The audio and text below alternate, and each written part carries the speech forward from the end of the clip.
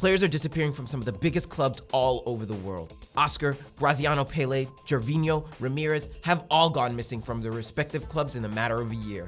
One week they're contesting for some of the biggest tournaments in world football, the next they're gone. But to where? Some mysterious force has been destabilizing the established supremacy of European football. The answer is the Chinese Super League, which has been shifting the base of power in world football for the last few years by bringing some of the most talented footballers in the world to their shores. Why are so many big-name players making the jump to a league that gets little attention in world competitions? Money. Clubs around China have been offering contracts that will make your head spin, with the majority of the highest paid players in the world now coming from China alone. Just take a look at the league's most recent pair of recruits, Oscar and Carlos Tevez. Oscar's recent move to Shanghai SIPG will make him one of the highest paid footballers in the world.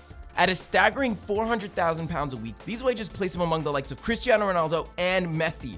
That's £57,124 a day, £2,380 an hour, £40 a minute for a 25-year-old who's had little playing time at Chelsea. But if you think that's nuts, Carlos Tevez's move to Shanghai Shenhua blows Oscar's deal out of the water. The 32-year-old Argentinian striker has become the highest paid player in the world by a huge margin, at £615,000 a week. Not a year, a week. That comes down to roughly £87,857 a day, £3,660 an hour, £61 a minute, and £1 a second.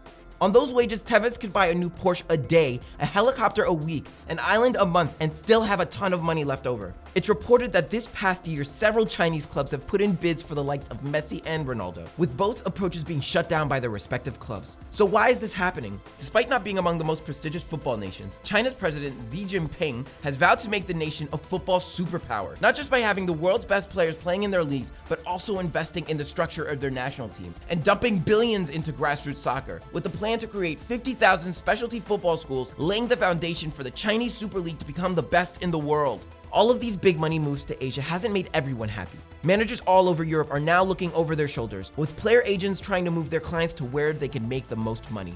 Arsene Wenger warned that big money being thrown into football wages in China could become a problem for the future of the Premier League. And Antonio Conte claims that the immense spending is a danger to leagues all over the world. In just a few years, the Chinese Super League's ridiculous spending has already made a massive impact in the way money is spent in the world's game. Whatever happens over the next few transfer windows, this isn't the last we'll hear of the Chinese Super League. Is this just a trend, or is this the beginning of something bigger? Is China on the cusp of being one of the biggest leagues in the world? What do you think? Let us know in the comments below. This is Press for Kick. Peace.